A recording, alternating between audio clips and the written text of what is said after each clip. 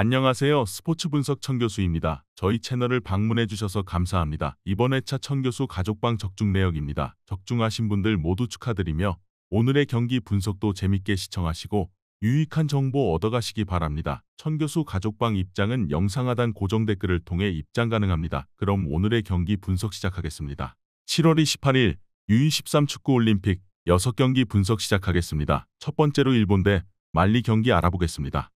먼저 일본은 지난 경기에서 골득실까지 벌어가는 모습이었지만 25분 만에 수적인 우세를 얻었기에 아주 큰 의미가 있다고 보기는 어려울 것 같다.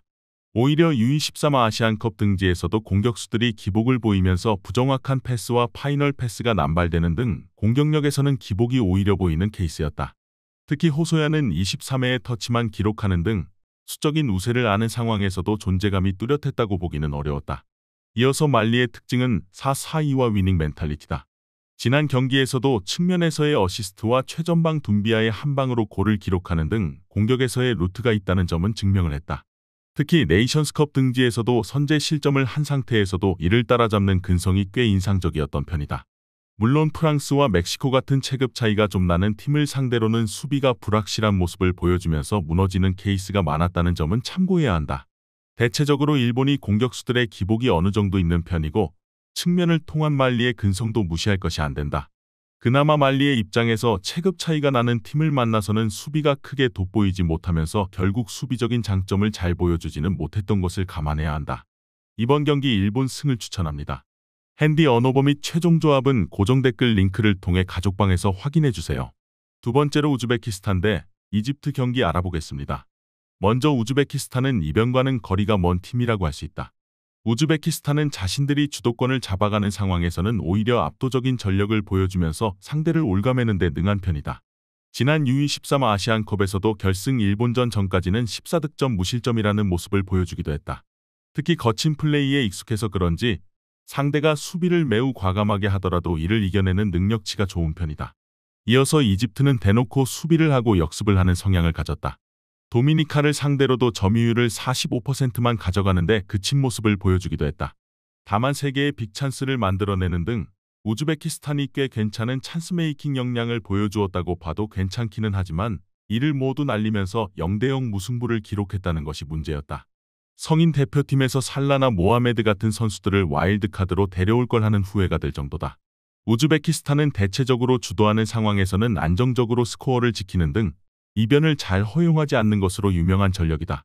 특히 이집트가 수비를 대놓고 하면서 나아가는 것을 중시할 것으로 보이나 거친 플레이에 대체적으로 우즈베키스탄은 익숙한 흐름을 타고 있는 편이다. 이번 경기 우즈베키스탄 승을 추천합니다. 핸디 언어버 및 최종 조합은 고정 댓글 링크를 통해 가족방에서 확인해주세요.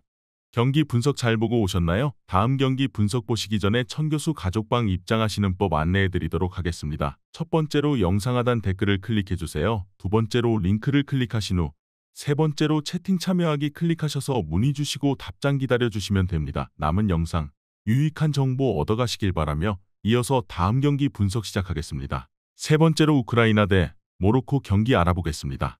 먼저 우크라이나는 이라크의 효율에 당하고 말았다.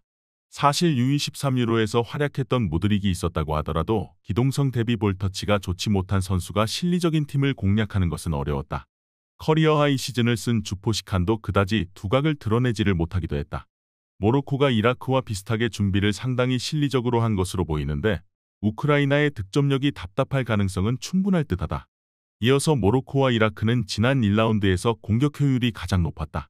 모로코는 두 번의 빅찬스를 모두 살리면서 아르헨티나를 1대2로 잡아버리는 모습이었다.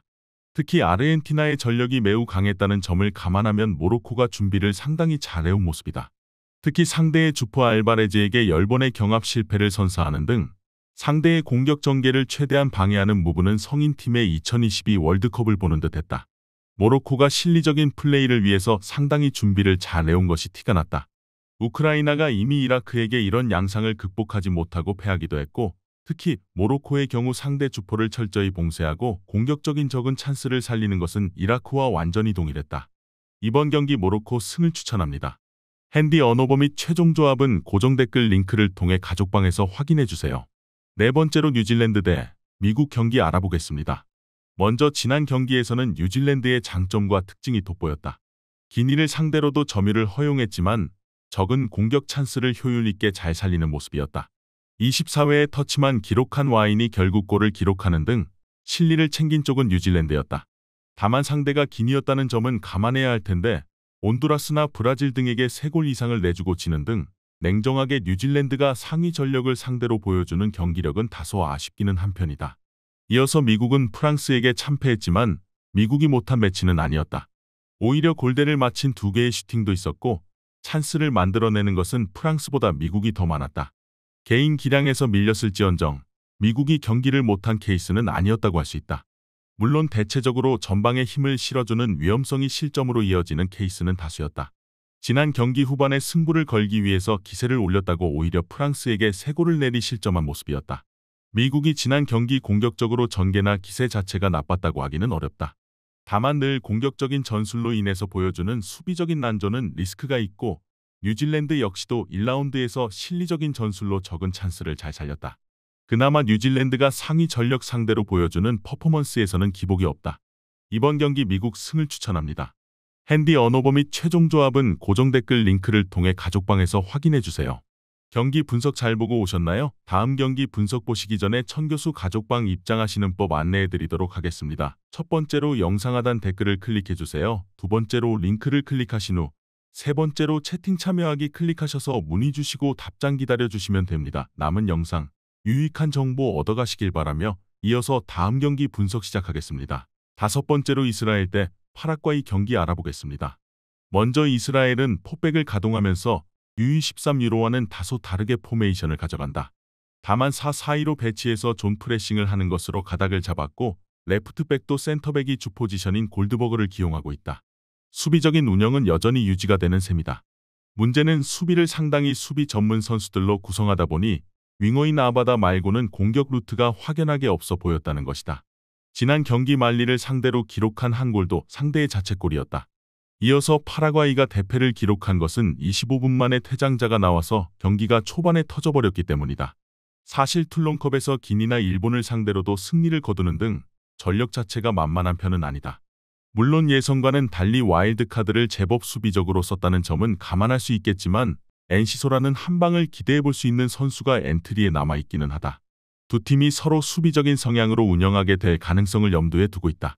다만 이스라엘의 경우는 결국 너무 수비적인 성향이 공격 전개에서는 대체적으로 독이 되고 있다. 엔시소 같이 한 방을 기록할 수 있는 파라과이가 한 골 싸움에서는 유리하다고 본다. 이번 경기 파라과이 승을 추천합니다. 핸디 언오버 및 최종 조합은 고정 댓글 링크를 통해 가족방에서 확인해주세요. 마지막으로 프랑스 대 기니 경기 알아보겠습니다. 먼저 프랑스는 지난 경기에서도 전술적으로는 미국에게 되려 밀렸다고 봐야 한다. 두 번의 골대샷이 나오는 등 3대0이 아니라 3대3이 나왔어도 이상하지 않았던 매치다. 그럼에도 바데 올리세, 라카제트가 있는 스쿼드의 화려함을 바탕으로 상대를 찍어 눌러버리는 것은 가능하다는 점을 증명하긴 했다. 지난 경기 프랑스가 만든 빅찬스는 1개였지만 역시 올리세와 라카제트가 한 골 1도움을 기록하면서 개인 기량의 우월함을 보여주기도 했다. 이어서 기니의 심각성은 수비에서 보였다. 기니가 대체적으로 네이션스컵이나 올림픽 플레이오프에서는 한 골을 쥐어짜내고 이를 수비가 버텨내는 식으로 재미를 본 바 있다. 다만 지난 경기 골키퍼의 실수나 디아와라가 수비에서는 태클과 경합에서 별다른 모습을 보여주지 못한 것이 눈에 띄는 상황이다. 프랑스의 수비가 빈약하다는 점을 감안해도 기니가 골을 잘 넣는 성향은 아니라서 수비가 정신을 차릴 필요가 있다. 대체적으로 프랑스가 경기력 자체는 불안했지만 그래도 체급을 바탕으로 선수들의 개인 기량에 맡기는 것을 상정해 볼 수는 있을 것으로 보고 있다. 물론 지난 경기 미국전에서는 대체적으로 수비가 다소 운이 좋았던 모습을 보이기도 했는데 기니의 수비는 프랑스보다 더 심각했다고 볼 여지가 크다. 이번 경기 프랑스 승을 추천합니다. 핸디 언오버 및 최종 조합은 고정 댓글 링크를 통해 가족방에서 확인해주세요.